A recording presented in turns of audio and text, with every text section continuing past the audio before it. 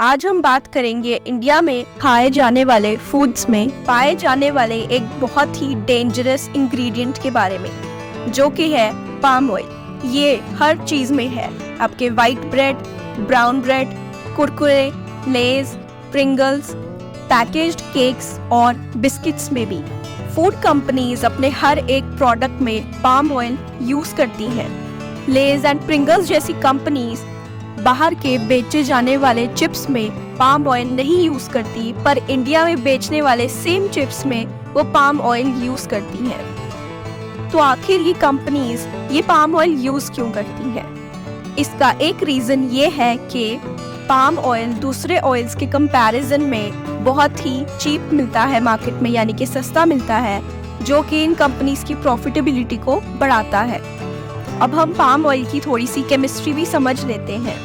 Palm oil में 40% oleic acid, 43% palmitic acid, 6% stearic acid, 10 to 12% linoleic acid होता है। इसी कॉम्पोजिशन की वजह से हम पाम ऑयल को बहुत ही हाई टेम्परेचर्स तक फ्राई कर सकते हैं, वो भी दूसरे ऑयल से ज़्यादा टाइम तक। जब हम किसी भी ऑयल को फ्राई करते हैं तो कुछ टाइम बाद वो ऑक्सीडेटिव डिटेरियोरेट हो जाते हैं, यानी कि उनके कंपोनेंट्स ब्रेक डाउन हो जाते हैं, उनको हम और ज़्यादा देर तक यूज़ नहीं कर पाते। पर पाम ऑयल में एक एसिड है, ओलिक एसिड, जो कि एक मोनो अनसैचुरेटेड फैटी एसिड है, जो कि रेजिस्टेंट है ऑक्सीडेटिव डिटेरियोरेशन के लिए फ्राई करते वक्त। इसी ओलिक एसिड की वजह से हम पाम ऑयल को ज़्यादा देर तक यूज़ कर सकते हैं। पाम ऑयल की ये प्रॉपर्टी हाई ऑक्सीडेटिव स्टेबिलिटी यानी कि सैचुरेशन के कारण इसको कंपनीज प्रेफर करती हैं, ताकि उनका कम से कम ऑयल का स्टॉक यूज होए। अगर हम 2015 की सोर्स के अकॉर्डिंग चलें तो ऐसा रिपोर्ट किया गया था एक स्टडी कि एक human 7.7 kg palm oil consume करता है। पाम ऑयल का ये भी फायदा है कि उसका एक इनर्ट यानी कि वो टेस्टलेस होता है। कुछ ऑयल्स जैसे कि मस्टर्ड ऑयल, इनका काफ़ी पंजेंट टेस्ट होता है एंड इनको इन्हीं चीज़ों में यूज़ किया जा सकता है जिनका फ्लेवर प्रोफाइल उस चीज़ को काउंटर एक्ट कर सके, यानी कि उसके पंजेंट टेस्ट को दबा सके। Malaysian palm oil company FGV को US ने बैन किया था कि इस कंपनी के पाम ऑयल के प्रोडक्ट्स जो हैं वो अमेरिका में नहीं आ सकते, क्योंकि ऐसा ऑब्जर्व किया गया था कि ये Malaysian company forced labour use करती है अपनी प्लांटेशन में। पाम ऑयल की प्लांटेशन में बहुत सारी डिफॉरेस्टेशन होती है। इसी कारण EU यानी कि यूरोपियन यूनियन ने पाम ऑयल एंड उनके प्रोडक्ट्स की सेल को बैन किया है अगर वो डिफॉरेस्टेशन से लिंक्ड है। वो सेल तभी कर पाएंगे अगर वो प्रूव कर सकते हैं कि उनकी जो प्रोडक्शन है उन्होंने फॉरेस्ट यानी कि ट्रीज को कोई हानि नहीं पहुंचाई है।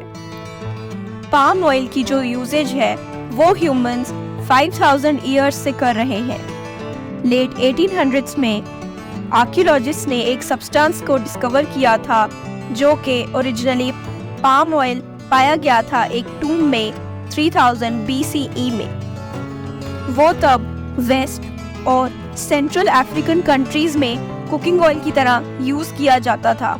यूरोपियन मर्चेंट्स ने जब वेस्ट अफ्रीका से ट्रेडिंग शुरू की तो उन्होंने पाम ऑयल को यूज किया कुकिंग ऑयल की तरह यूरोप में। पाम ऑयल सबसे ज़्यादा पॉपुलर हुआ जब इसको ब्रिटिश ट्रेडर्स ने इंडस्ट्रियल लुब्रिकेंट की तरह यूज करना शुरू किया ब्रिटेन की इंडस्ट्रियल रेवोल्यूशन में। ऑयल पाम इंडिया में सबसे पहले इंट्रोड्यूस हुआ था 1886 में कोलकाता के नेशनल रॉयल बोटैनिकल गार्डन्स में। ऑयल पाम की प्लांटेशंस बड़े लेवल पे 1971 से 1984 तक केरला में की गई।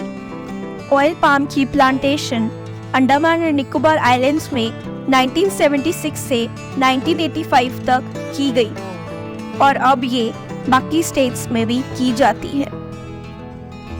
तो आइए देखते हैं कि आखिर पाम ऑयल शुरू से लेके एंड तक बनता कैसे है। पाम ऑयल के सबसे बड़े प्रोड्यूसर्स हैं Indonesia and Malaysia. Palm plantations tropical areas में उगाया जाता है।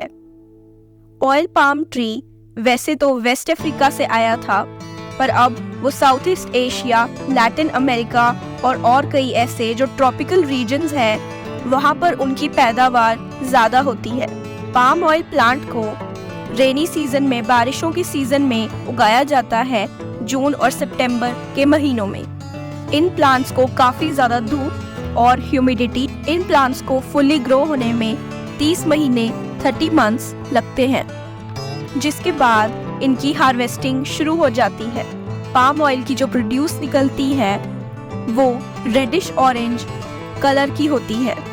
इस ऑयल में से 2 टाइप के ऑयल निकलते हैं, एक क्रूड पाम ऑयल जो कि इसके फ्रूट से निकलता है, एंड दूसरा पाम कर्नल ऑयल जो कि इसके बीज का पार्ट होता है, उसको क्रश करने के बाद मिलता है।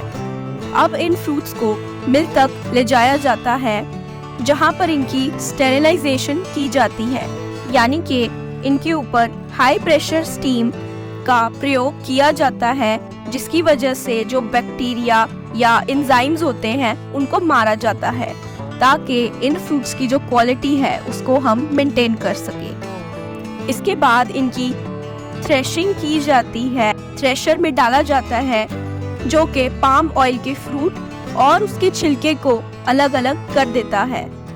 फिर इनमें से ऑयल निकाला जाता है। सबसे पहले क्रूड पाम ऑयल निकाला जाता है। इस एक्सट्रैक्शन में ऑयल अलग हो जाता है और जो इनका सॉलिड सब्सटेंस होती है वो अलग हो जाती है।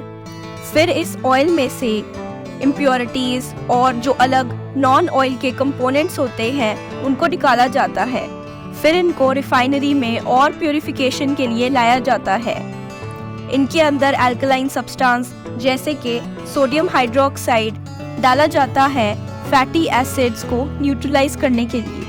फिर इसको ब्लीच किया जाता है, इससे हर तरीके के पिगमेंट्स और इम्प्योरिटीज निकल जाती हैं एंड इसकी जो स्मेल है वो भी निकल जाती है। इसको हीट भी किया जाता है वैक्यूम कंडीशंस में एंड स्टीम भी पास करी जाती है ताकि कोई भी फ्लेवर इसमें ना रह सके। फिर इसको कूल किया जाता है एक बहुत ही स्पेसिफिक टेम्परेचर में ताकि ये सॉलिड बन जाए एंड इसके क्रिस्टल्स फॉर्म हो जाए। फिर इसके 2 कंपोनेंट्स जो कि हमने पहले डिस्कस किए थे, ओलियन एंड स्टीयरिन, इनको सेपरेट किया जाता है। जो ओलियन होता है वो लिक्विड होता है रूम टेम्परेचर पे और इसी को हम कुकिंग ऑयल की तरह यूज़ करते हैं। जो कि स्टीयरिन होता है वो एक सॉलिड होता है जो कि प्रोडक्ट्स यानी कि कन्फेक्शनरी या शॉर्टनिंग वगैरह में यूज़ किया जाता है। पाम ऑयल उगाना फार्मर्स के लिए फ़ायदेमंद साबित होता है क्योंकि इसे कम पैसों में ज़्यादा यील्ड पाई जा सकती है। पर आखिर ये पाम ऑयल हमारी सेहत के लिए इतना हानिकारक क्यों है? पाम ऑयल में एक टाइप का फैट होता है जो कि हमारे कोलेस्ट्रॉल लेवल्स को बहुत ज़्यादा इंक्रीज यानी कि बढ़ा सकता है। इसके अंदर 49% सैचुरेटेड फैट होती है जो कि हमारी हार्ट डिजीजेस को बढ़ा सकती है। ये सैचुरेटेड फैट्स हमारी आर्टरीज में जाके ब्लॉकेज करती है। ये सैचुरेटेड फैट हमारा बैड एलडीएल कोलेस्ट्रॉल और ट्राइग्लिसराइड्स को बढ़ाती है, जिससे हमारे हार्ट डिजीजेस का रिस्क बहुत ज़्यादा बढ़ जाता है। गवर्नमेंट के डेटा के अकॉर्डिंग 2022 से इंडिया में 12.5% हार्ट अटैक केसेस में इंक्रीज हुआ है। 2022 ईयर में 32,000 डेथ्स हुई हैं हार्ट अटैक्स के कारण, जो कि 2021 से काफ़ी ज़्यादा है।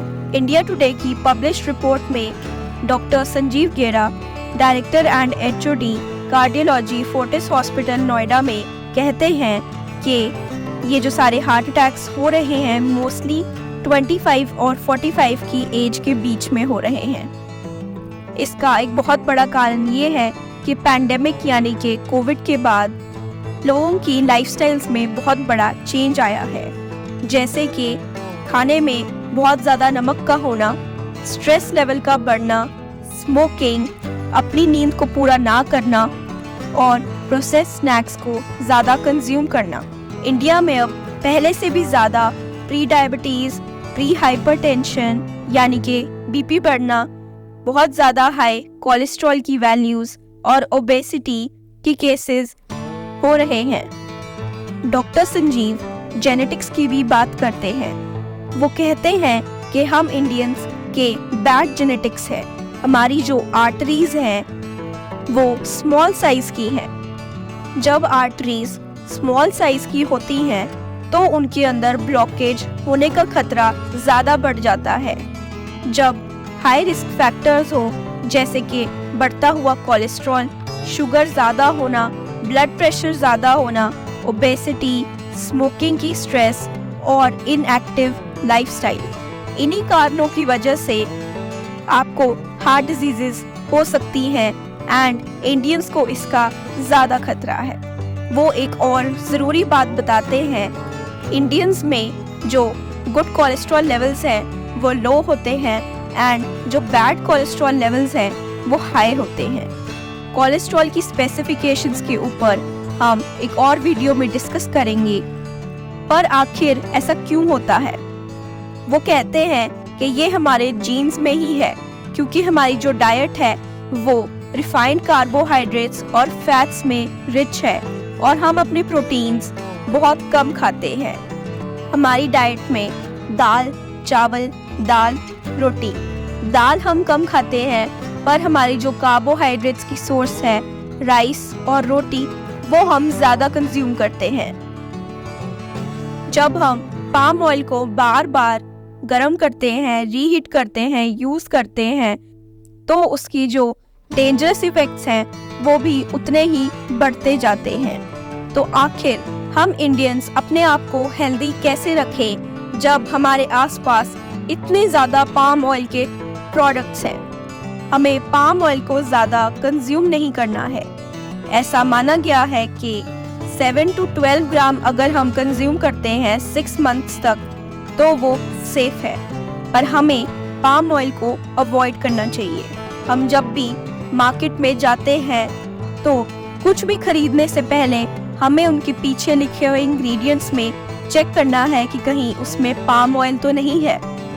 पाम ऑयल के और भी कई नाम हैं जो कि आप इस वक्त अपनी स्क्रीन पे देख रहे हैं। आप इनमें से कोई भी नाम वाली चीज़ को अवॉइड करें और साथ ही अल्कोहल, स्मोकिंग इनको छोड़ें और अपने लाइफस्टाइल को थोड़ा एक्टिव बनाएं।